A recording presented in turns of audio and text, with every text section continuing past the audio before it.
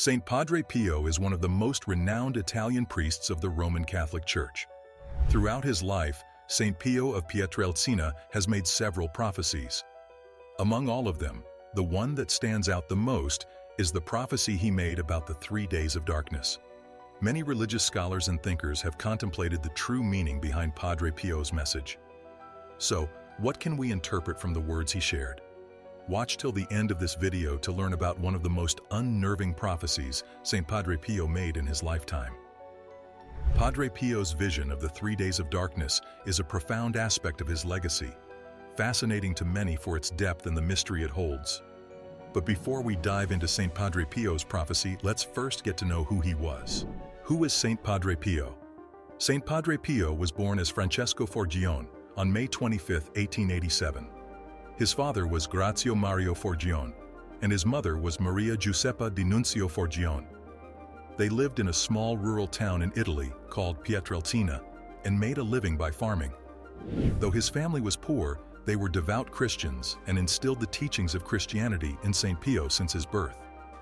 From a very young age, Padre Pio had visions of angels and demons. As a result, he consecrated himself to Jesus at the tender age of 5. At age 15, he joined the Capuchin order and took the name Pio in honor of Saint Pius I. He was ordained as a priest in 1910 and was assigned to the town of San Giovanni Rotondo. What made Padre Pio stand out from the rest of the Catholic priests was he developed the stigmata at the age of 31 in 1918. The stigmata is believed to be a holy phenomenon that would leave bodily wounds in locations corresponding to the crucifixion wounds of Jesus Christ, such as the hands, wrists, feet, near the heart, the head, and back. These wounds were said to bleed periodically, but showed no signs of infection or recovery. Because of this, Padre Pio was heralded as a mystic and holy man, which led pilgrims from all over the world to come see him. However, as news of Pio's stigmata spread, people became skeptical and jealous. Many claimed that Padre Pio's stigmata was a hoax, that he was lying, that he did it to himself, are a few of the many allegations made against him. This led to Padre Pio becoming admonished by the church and was revoked from performing public ministry or mass for 3 years, which was a huge deal for him as he wanted to serve his people. But he took on this punishment and the negativity that came with it wholeheartedly. It was later proved on accounts of those who testified for Padre Pio that the stigmata was indeed real, thus re-establishing his status as a holy man. Miracles of Padre Pio. The stigmata on Saint Padre Pio's hands, feet, and side was seen as one of the most prominent examples of a miracle in real life. According to those who interacted with Padre Pio, they recounted that the wounds on his body did not smell foul, but rather had a heavenly scent to them. When he died on September 23, 1968, it was said that the stigmata on his body vanished and left no traces of any scars. Apart from that, several other miracles were attributed to Padre Pio, and it was also believed that he possessed supernatural abilities. Saint Padre Pio was thought to have miraculous healing capabilities, as he once healed the deformity of a young boy's back, healed the broken legs of a 62-year-old man, and even healed a person suffering from cancer. Padre Pio was also believed to have the ability to read people's souls, as he knew whether they were lying, telling the truth, or hiding something from him. However, one of the strangest attributes people claimed he had was the ability to be in 2 places at once. Saint Padre Pio's final warning. Before Saint Padre Pio passed away, he gave everyone a final warning. It was a warning pertaining to the 3 days of darkness that was about to come. The details of the prophecy can be found in a personal letter Padre Pio wrote to the Commission of Heraldsbach. The following are the contents of the letter. 1949. My son, I have been longing for this hour in which I again shall reveal to you the great love of my heart. Pray and make reparation to me. Admonish others to do the same, because the time is near at hand in which I shall visit my unfaithful people, because they have not heeded the time of my grace. Persevere in prayer, so that your adversary shall have no dominion over you. Tell my people to be prepared at all times, for my judgment shall come upon them suddenly and when least expected, and not one shall escape my hands. I shall find them all. I shall protect the just. Watch the sun and the moon and the stars of the heavens. When they appear to be unduly disturbed and restless, know that the day is not far away. Stay united in prayer and watching until the angel of destruction has passed your doors. Pray that these days will be shortened. January 23, 1950. Pray, make reparation, be fervent and practice mortifications. Great things are at stake. Pray. Men are running toward the abyss of hell in great rejoicing and merrymaking, as though they were going to a masquerade ball or the wedding feast of the devil himself. Assist me in the salvation of souls.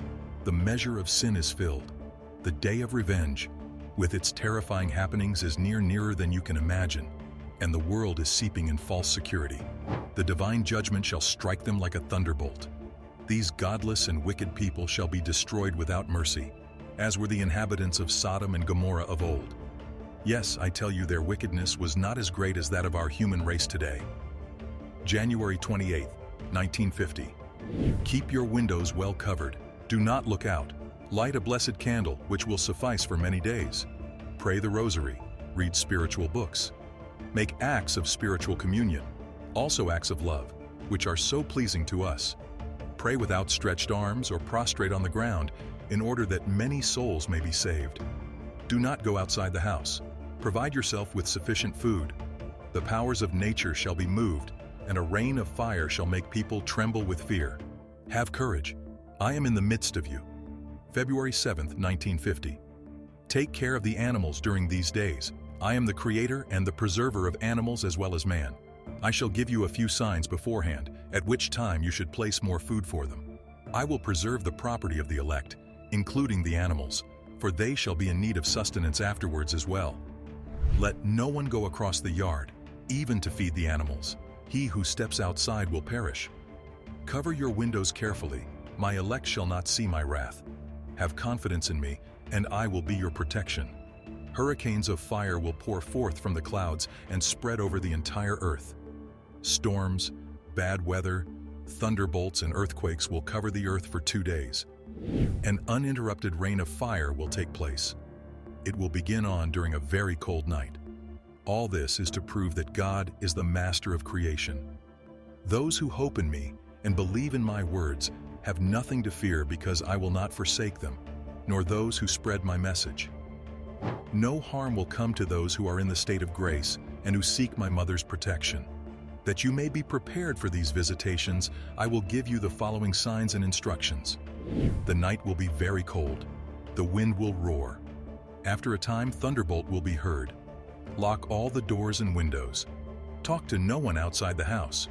Kneel down before a crucifix. Be sorry for your sins and beg my mother's protection. Do not look during the earthquake, because the anger of God is holy.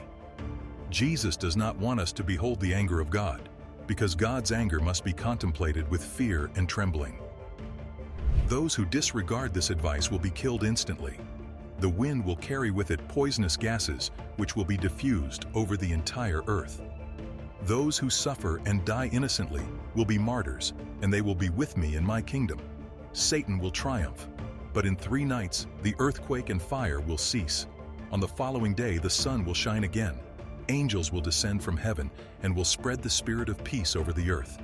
A feeling of immeasurable gratitude will take possession of those who survive this most terrible ordeal, the impending punishment, with which God will visit the earth since creation.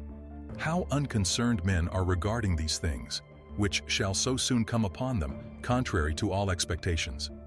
How indifferent they are in preparing themselves for these unheard events through which they will have to pass so shortly. The weight of divine balance has reached the earth. The wrath of my Father shall be poured out over the entire world. I am again warning the world through your instrumentality, as I have so often done heretofore. On that day, as soon as complete darkness has set in, no one shall leave the house or look from out of the window. The darkness shall last a day and a night, followed by another day and night, and another day. But on the night following, the stars will shine again, and on the next morning the sun shall rise again, and it will be springtime. In the days of darkness, my elect shall not sleep, as did the disciples in the garden. They shall pray incessantly, and they shall not be disappointed in me. I shall gather my elect. Hell will believe itself to be in possession of the entire earth, but I shall reclaim it. Again and again I have warned men, and often have I given them special opportunities to return to the right path, But now, wickedness has reached its climax, and the punishment can no longer be delayed. Tell all that the time has come in which these things shall be fulfilled. According to Saint Padre Pio, these words were directly spoken to him by Jesus Christ as he warned him of the upcoming calamity known as the 3 days of darkness. So what are your views on prophecies like these? Do they inspire you to think differently about spirituality and preparedness in our modern world? What experts think about the 3 days of darkness? One of the first people who prophesied about the 3 days of darkness was the Italian mystic Anna Maria Taigi, 1768 to 1837. She said, "There shall come over the whole earth an intense darkness lasting 3 days and 3 nights. Nothing can be seen, and the air will be laden with pestilence, which will claim mainly, but not only, the enemies of religion." But how true are these claims? And what does the Church have to say about it? Unfortunately, it is hard to determine that, as there are no official resources or acknowledgement about the 3 days of darkness by the Church or the Vatican. It's also interesting to note that the Catholic Church, while honoring Padre Pio as a saint, does not officially recognize private revelations like this one as part of its core teachings. Many people have also tried to substantiate their stance on the 3 days of darkness by pointing to the 9th plague of the Exodus, Exodus 10 verses 21 to 29. However, experts and religious scholars highlighted that this is a reference to a historical event, not a prediction for a future one. This prophecy encourages us to reflect on our own spiritual journey. What do you think are the underlying messages of hope or warning in this vision? Does Padre Pio's prophecy resonate with you in any way, especially in today's context? Join the conversation below. If this exploration into Padre Pio's prophecy has opened new avenues of thought or given you a new perspective, show your support by liking, subscribing, and ringing the bell for more thoughtful explorations into faith and its history.